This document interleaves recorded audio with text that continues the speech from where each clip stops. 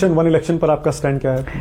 मेरा ये मानना है कि ये मुद्दा जो है, दो इसमें मैं बोलना चाहूंगा। एक तो वन नेशन वन इलेक्शन इसलिए खतरनाक है, नेता केवल चुनाव से डरता है और किसी चीज से नहीं डरता। चुनाव नहीं हो तो ये पता नहीं क्या कर देंगे लोग।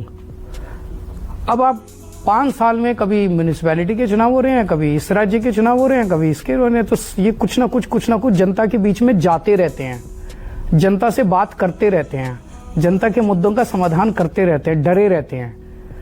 5 साल में एक बार चुनाव कर दोगे तो 4.5 साल तो पेरिस लंदन घूम के आएंगे, 4.5 साल बाद आके फिर कहेंगे हाँ जी आ गए। अब तो खाली बीजेपी वाले या सारे नेता? सारे नेता। तो ये वन नेशन वन इलेक्शन उस तरह से मेरे हिसाब से तो खतरनाक है, नंबर 1। नंबर 2, मुझे लगता है मिसप्लेस्ड प्रायोरिटीज है। जनता को इससे क्या फायदा होगा? खर्चा बचेगा। वन नेशन वन एजुकेशन करो ना, same education system for rich and poor, अमीरों और गरीबों के लिए एक जैसे स्कूल, जैसे वेस्टर्न कंट्रीज में है, टोक्यो में है, जापान में है, सब डेवलप्ड कंट्रीज के अंदर अमीरों को गरीबों के जैसे दिल्ली में हमने कर दिया। अच्छे स्कूल बनाए। One nation one health system करो ना, सबके लिए एक जैसा अच्छा हेल्थ सिस्टम। वो जनता की जरूरत है, वो जनता की प्रायोरिटीज हैं। जनता की priority one nation one election क्या? ईवीएम पर आपका स्टैंड क्या है अरविंद जी? देखिए, ईवीएम पे मैंने पहले भी आवाज उठाई थी। इस वक्त जो मैंने इस चुनाव के अंदर, दिल्ली के चुनाव में जो हमने निकाला है, वो ये कि बहुत लार्ज स्केल डिलीशंस हो रहे हैं। जेन्युइन लोगों के वोट बहुत लार्ज स्केल पे काटे जा रहे हैं। शादरा असेंबली में बाई चांस एक्सीडेंटली हम लोगों को पता चल गया, इन्हीं लोगों की पार्टी के किसी ने आके हमें सारे कागज दे दिए। बीजेपी के एक पदाधिकारी ने अपने लेटर हेड पे, बीजेपी के लेटर हेड पे और स्टैंप पे शादरा असेंबली के 11,000 वोट कटवाने के लिए एप्लीकेशन दी।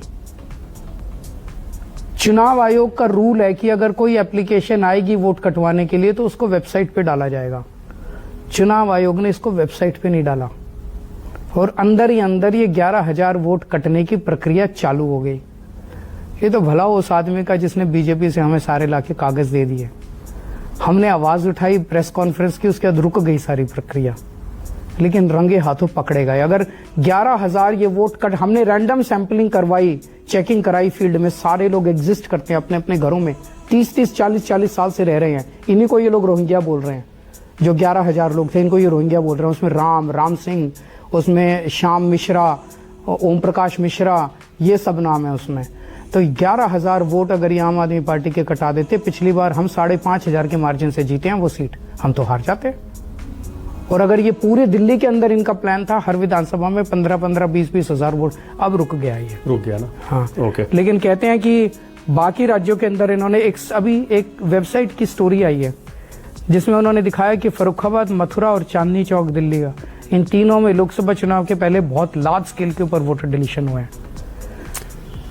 अभी थोड़ी देर पहले आप पुरानी बातें करके इमोशनल हो रहे थे। अरविंद जी, आप ये भी सोचते हैं कि आपने एक समय सोचा था कि मैं राजनीति में नहीं आऊंगा, आज पीछे मुड़ के देखते हैं तो उस फैसले पर आपको पछतावा होता है या आपको लगता है कि नहीं सही फैसला था? राजनीति ने बहुत बड़े बड़े काम करने। उसके पहले मैं एनजीओ चलाता था, परिवर्तन नाम की एनजीओ, दिल्ली की झुग्गी बस्तियों के अंदर।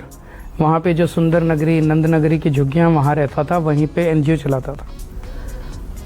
एक राशन की दुकान की चोरी पकड़ते थे, उस राशन की दुकान के खिलाफ एक्शन करवाने में नानी याद आ जाती थी। सरकारी स्कूलों का बुरा हाल था, वहीं पे बगल में जीटीबी हॉस्पिटल में जाते थे लोगों को लेके, बुरा हाल था। 10 साल काम किया वहां पे, छोटे छोटे चेंजेस भी नहीं करा पाए हम लोग। लेकिन राजनीति में आने के बाद एक साथ दिल्ली के सारे स्कूल बदल दिए, दिल्ली के सारे अस्पताल बदल दिए। तो राजनीति जो आपको बड़ा मौका देती है बड़े बड़े काम करने का, उसको आप एनजीओ से तो कंपेयर ही नहीं कर सकते। लेकिन